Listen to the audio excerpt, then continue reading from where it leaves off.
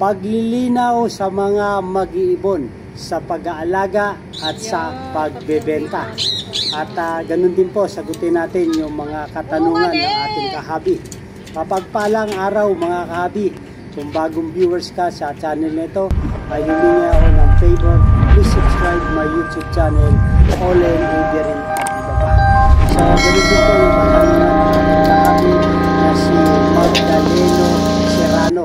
Sir, tanong ko lang po, bakit po pag gusto mong bumili ng legal na ibon, na napakahirap manghingi pa si seller ng additional fee para daw po sa deed of sale, tapos may minimum heads pa?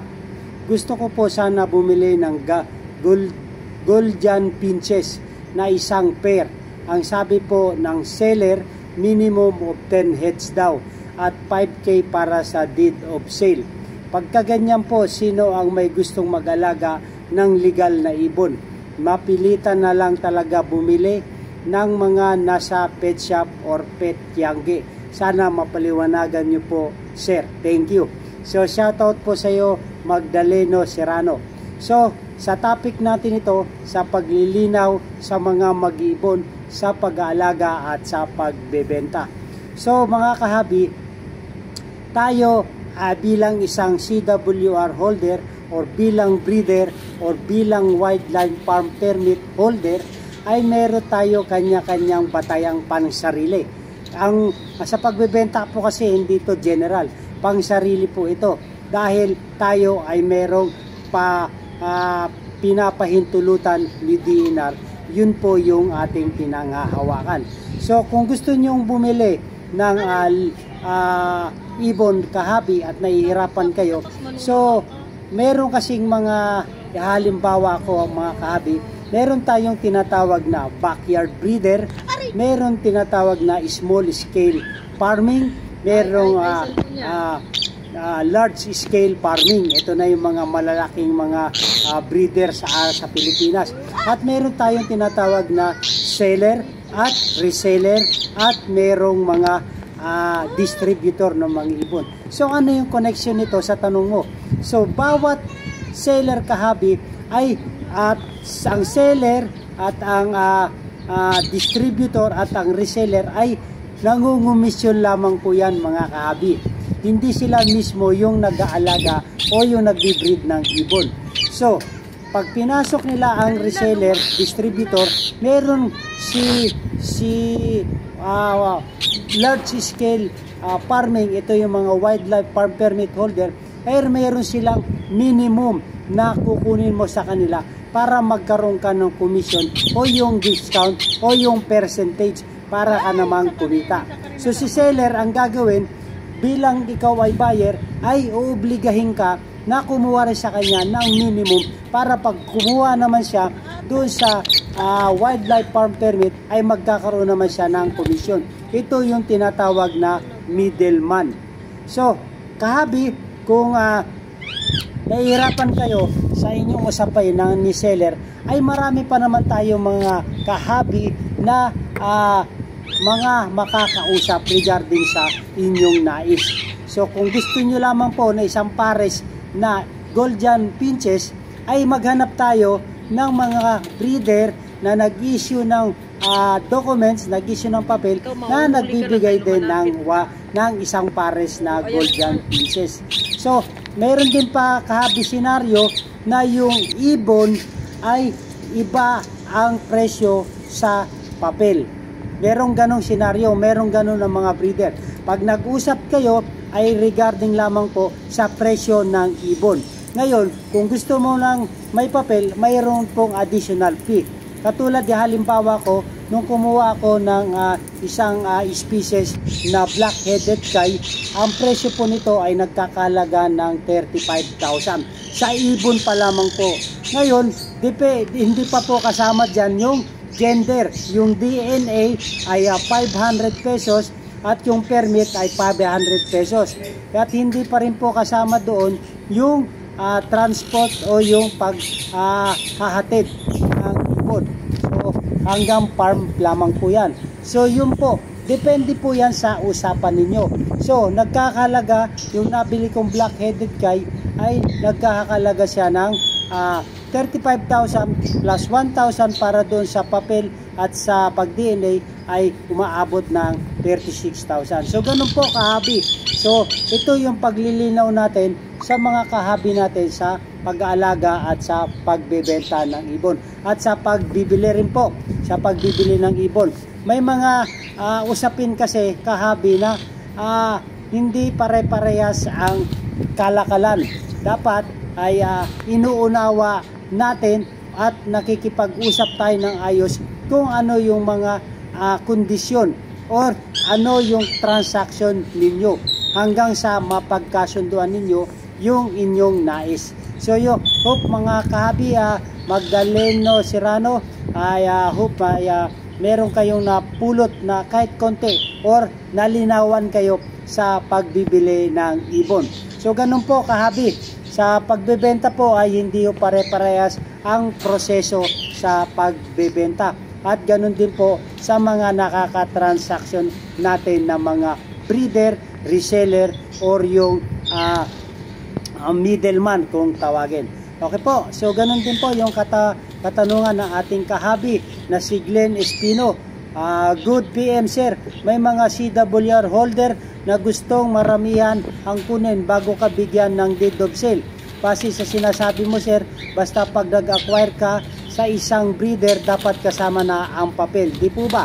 Kasi para mai-register nila ito sa DNR. Yung iba na breeder, sasabihan iba ang bayad sa papel kasi pinaasikaso nila sa iba kahit same kayo nasa NCR. Bumili ka na ng ibon, babayar mo pa ang papel. Dapat ang binibilhan na ang mag-asikaso noon kasi sila na yung nag-breed. So halos ang tanong ni kahabi Glenn Espinosa ay halos sa kaparehas sa tanong ni Magdaleno Serrano. So ganun nga, ulitin ko muli na iba-iba ang ating mga breeder, reseller at yung katangian ng pagbebenta. Meron mga nagbebenta na package deal na sa ibon kasama na yung papel. So meron naman ibon lang yung binibenta, separate yung presyo ng papel. So dapat malinaw po sa inyong pag-uusap. So marami naman tayo mga kahabi na mga breeder, mga reseller, mga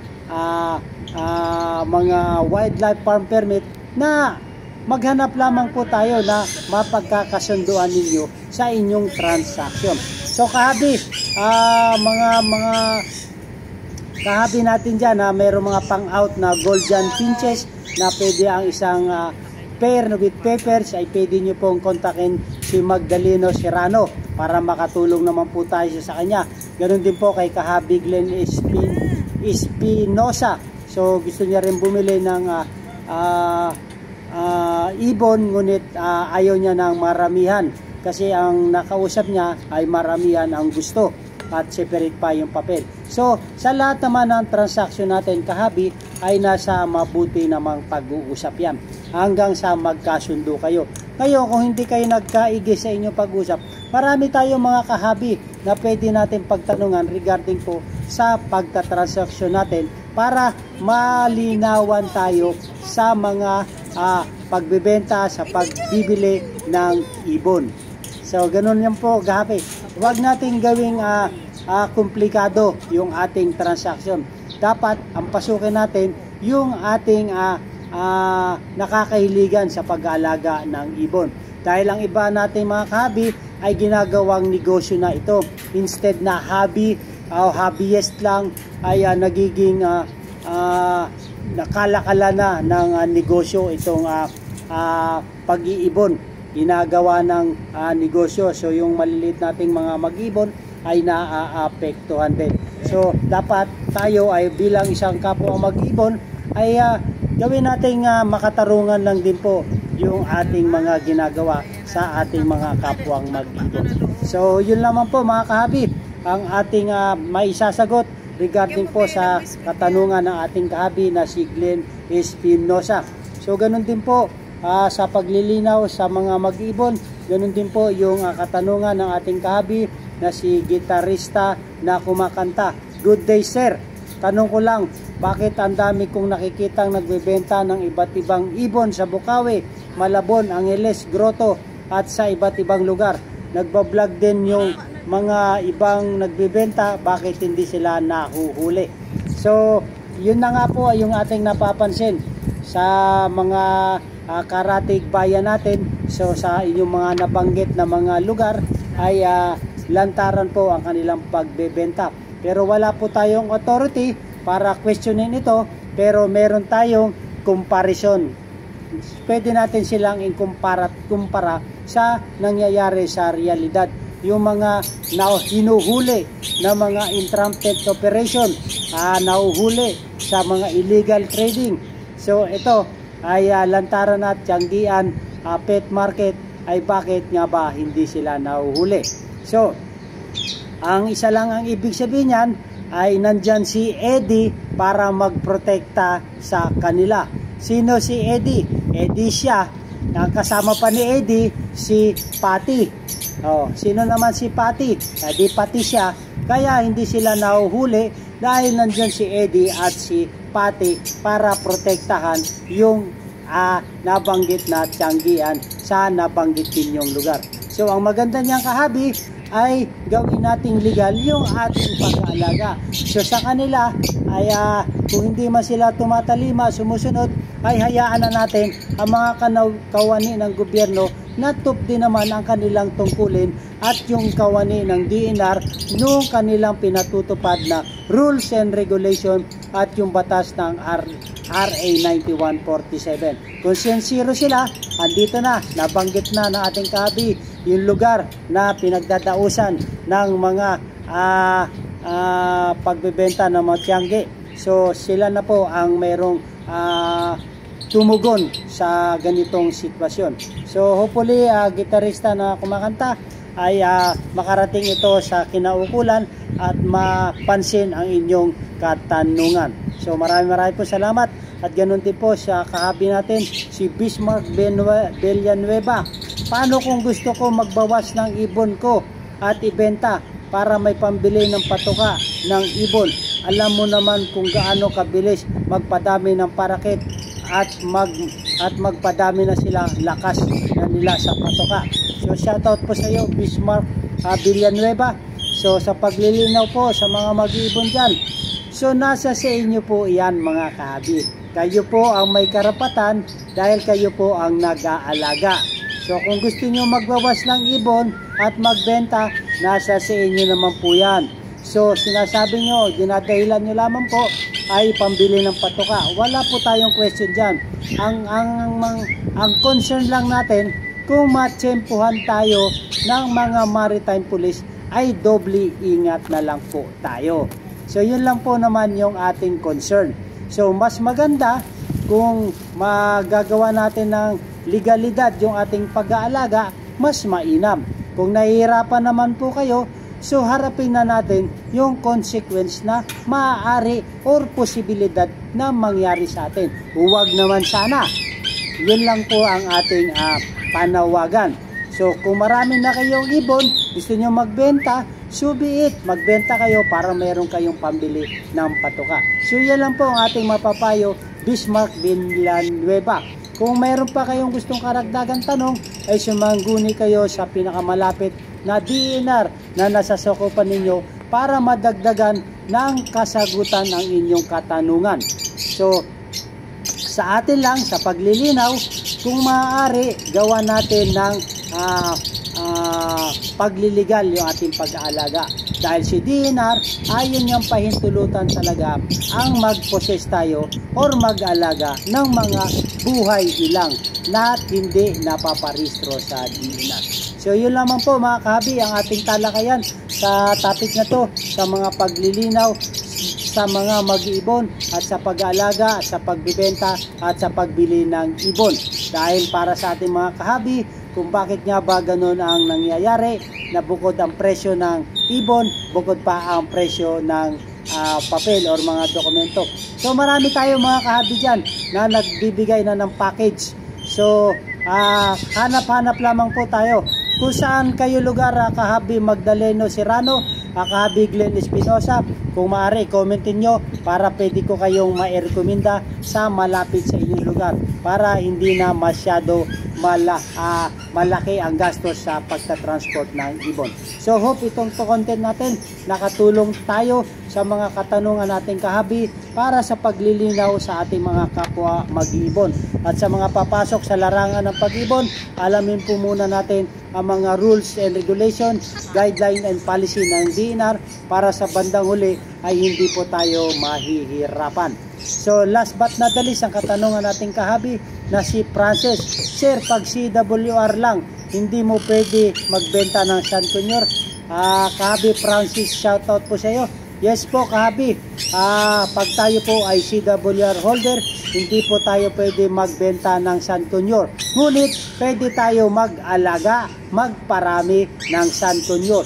Pero sa pagbebenta po, hindi po ito ino-authorize or hindi ito pinapahintulutan ni DNR sapagkat sa pagbenta dahil ang San Kunyor po ay endangered species na CITES category pa.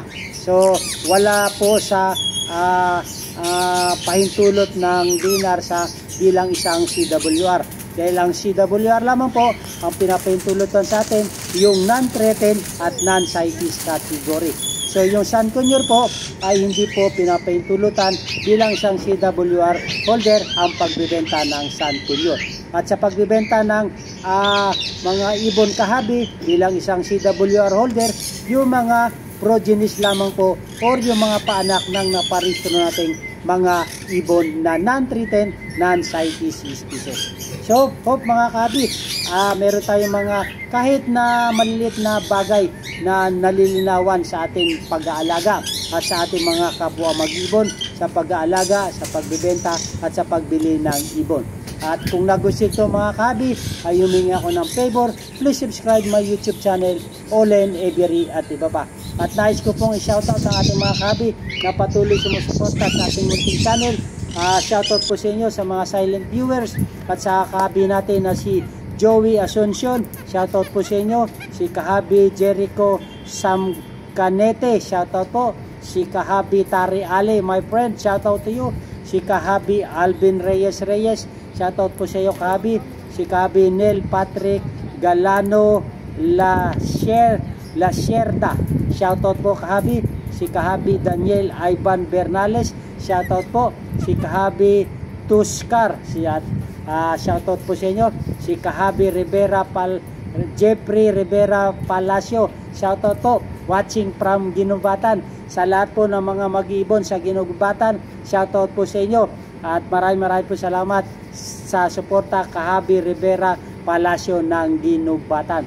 At si Kahabi Wiwitan, shoutout po sa inyo. At last but not the least, Anton Tanheco, shoutout po Kahabi. So, maganda ang buhay pag merong kaalaman at paglilinaw sa mga pagpaalaga, pagbebenta at pagbili ng ibon. Sa mga kapwa nating mga mag-ibon dyan, tayo po ay importante sa atin yung pagkahilig, hindi yung pagsasamantala sa ating mga kapwa mag-ibon. Tayo po sana po ay magtulungan at magbigayan tayo ng mga opinion, kuro-kuro, mungkahi at suggestion para mapalawig pa natin ang buhay mag-ibon. Mabuhay and God bless. Thank you for watching.